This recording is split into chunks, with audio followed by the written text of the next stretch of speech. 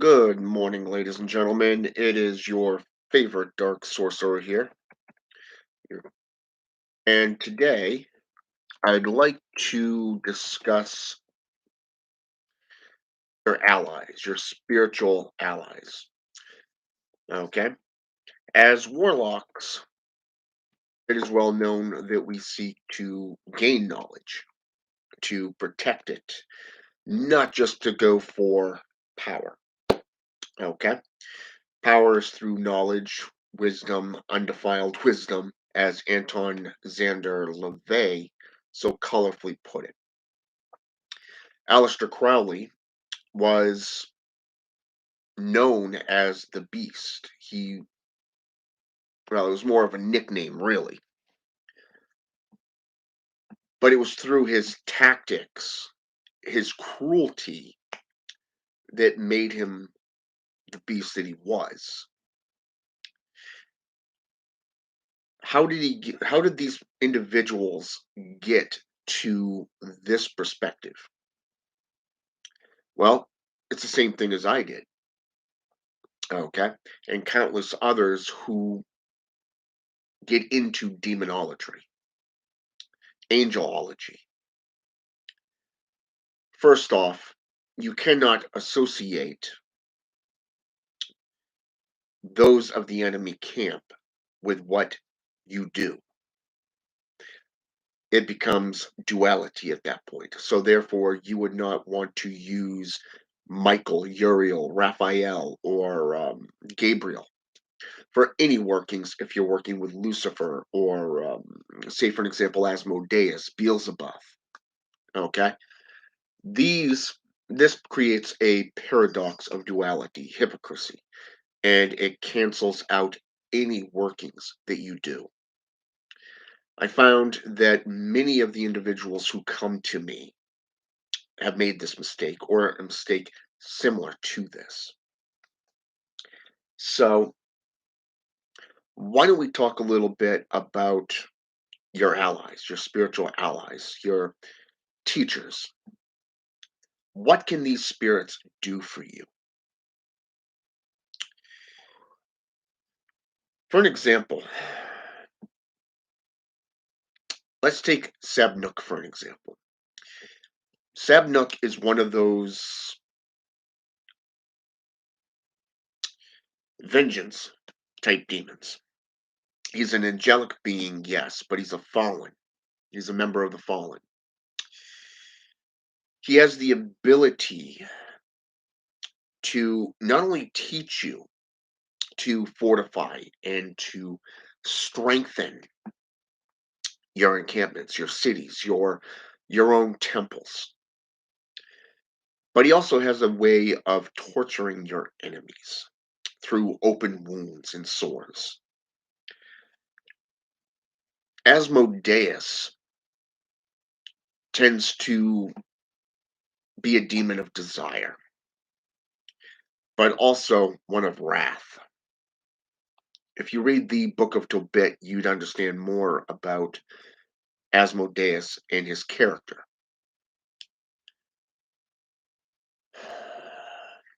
Balaam, for an example.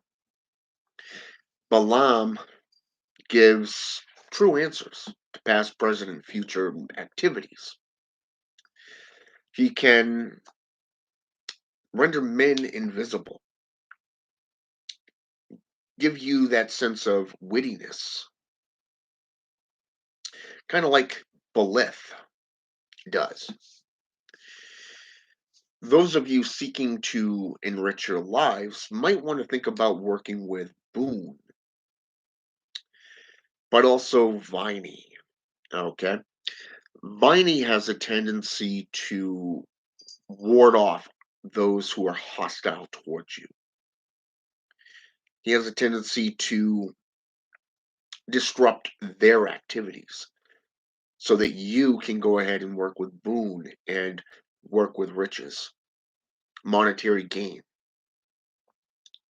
anything that you're going through that deals with monetary properties, such as getting a house, an apartment, a new car, maybe even getting that job or that. raise or that new title. And if you're going for that new title, you might want to think about King Belial, because Belial has a tendency to bestow senatorships and titles of importance. He gives excellent familiars. Zaniel, the teacher of witchcraft, he tends to teach you everything about the arcane, about witchcraft, how to perform it, what works, what doesn't. He teaches you to become a warlock, or if you're female, a witch. One thing I have learned in 32 years is that Zaniel is not one to jump into the frying pan and start opening up to you. You have to prove your ability to adapt and to learn. What are you willing to do to gain his wisdom, his knowledge, his guidance? It will take you many months, weeks, days, even, depending on the individual, because not everybody is the same, before he will even begin to work with you. Mephistopheles, an ancient Mesopotamian pact maker, a trickster spirit, if you wish. He has a tendency to create your whims, but you must be careful about how you word your pacts with him. Think of it as working with a genie, a jinn. You may want riches and fame, but if you don't inquire about, or I should say, state flat out how long and how much, it can easily be flipped around on you.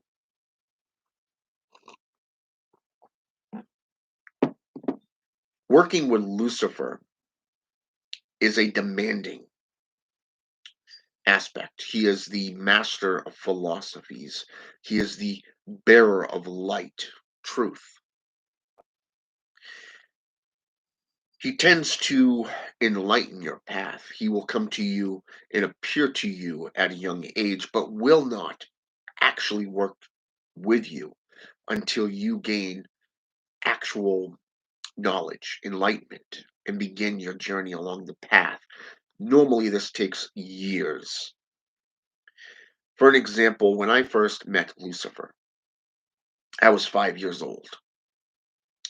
Never been to church, never watched any of the TV programs, never had anything to do with people who are religious. But yet he appeared to me, and it took my mother by surprise when I inquired about who Lucifer was. When I was 8 years old, I went to church for the first time. Let's just say I was petitioned not to come back or to be allowed to come back because I asked too many questions. You see, they don't like that. The enemy does not like that. They don't like you asking questions against that goes against their teachings, their doctrines. So when you ask questions, they petition you to not come back. However, it wasn't until I was 11 that I started getting into witchcraft. I started getting into demonolatry. I started getting into Satanism, vampiric practices, and I started understanding who Lucifer was and is. Many individuals today have his persona wrong. It is the same thing with Satanas, Satan. They consider them one and the same. They're two different entities. So you want to know who you're working with and what they're able to do with you. Satan hates the church. This is true. Even Bohemoth X said it best himself last night in his video. Lucifer is the same way. He was betrayed, he was shunned. an outcast, all because he inquired about why he should bow down to a man. He is a being of fire, whereas man is of clay.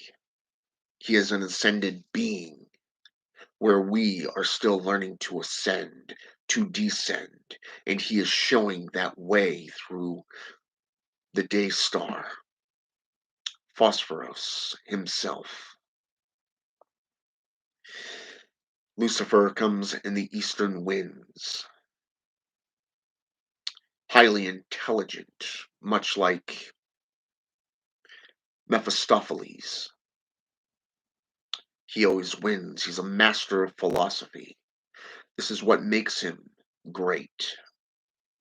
He expects the best from his followers, his chosen, but yet he too expects the best upon himself. He spends a lot of time scheming. He spends a lot of time contemplating. The image of Azazel, the teacher of alchemy, teacher of seduction and painting one's face, sits in a light surrounded of darkness in a lone chair.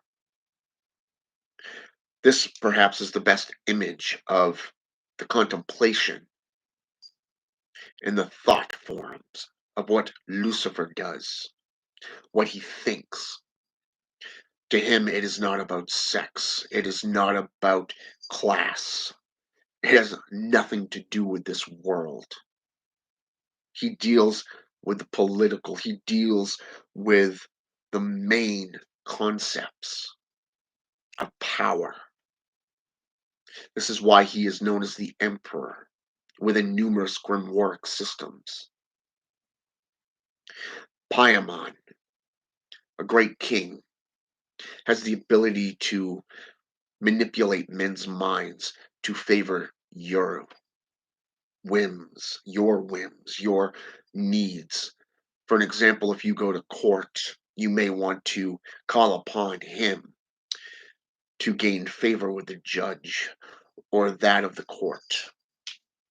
If you are going to an interview for a job, another example, call upon him, call upon Belial, call upon Balaam. Balaam is the one who creates favors amongst men and women, can make you invisible. He creates many things that will aid you within any given topic, especially through foes and enemies, friends and allies, potential allies and friends. So it comes down to the topic that we're discussing: job, court, maybe finances for dealing with your broken down vehicle, negotiations works well. Baal, the Lord, the powerhouse behind the nine kings.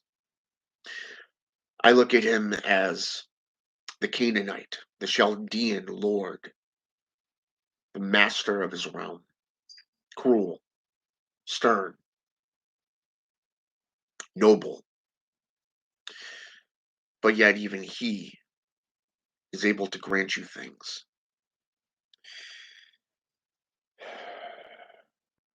Agares has a tendency to make your enemies, your opponents, stand still.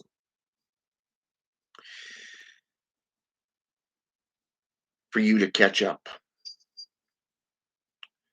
But what's interesting is he also can create earthquakes, obstacles. Andrus. Andrus is a demon of hate, demon of warfare. He's definitely earned his title.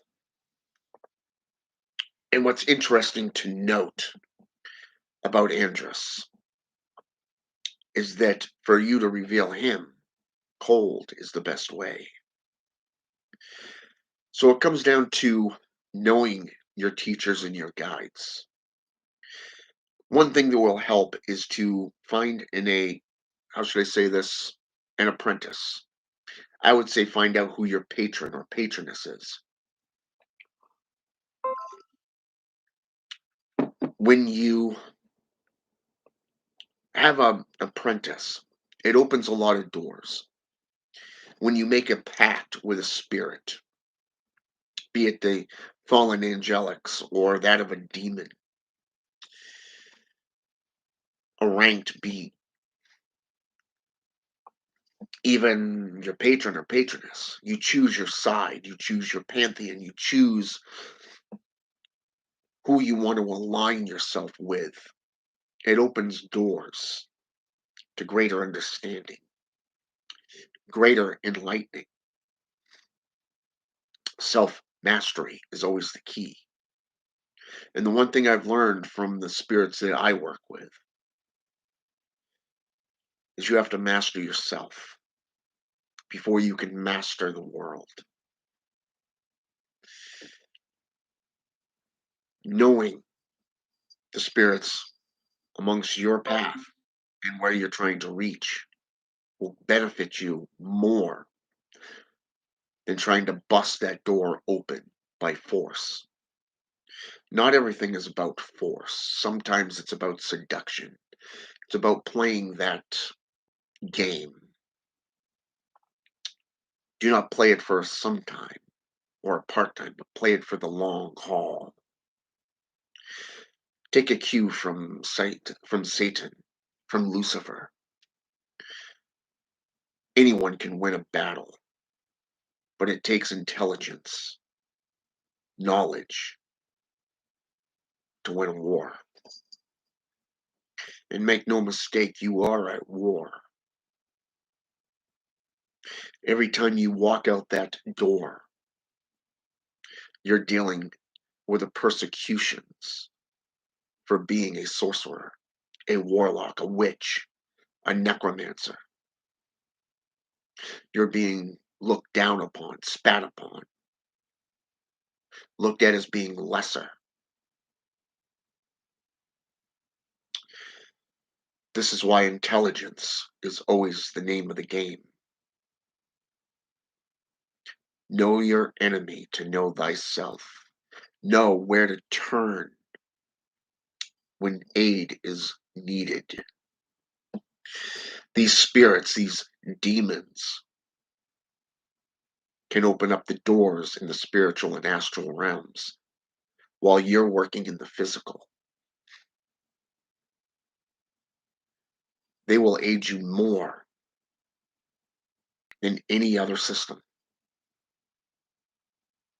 You just have to know who to turn to. This is why I recommend allegiances, making pacts with these spirits, aligning yourself with their currents and getting to know them, work with them, learn from them, and they will lead you to heights that you never thought possible. Gabriel Fisher, welcome back to the channel. Apprentice Necromancer, Hades Black Flame, welcome, brother. And Josh Pennis, welcome to the channel. I hope this has been enlightening, intellectual, and I hope it gives you the insight of why these spirits are important to any given practitioner. It does not matter if you're into voodoo, working with the Loa, your ancestors, the Orisha from Santeria, Palo Mayambi, or that of demonolatry. If you are a Satanist, a witch, or warlock, knowing is half the battle. Remember the witch's creed: to know, to will, to dare, to keep silent, and to go forth. The witch's pyramid will help you in this area.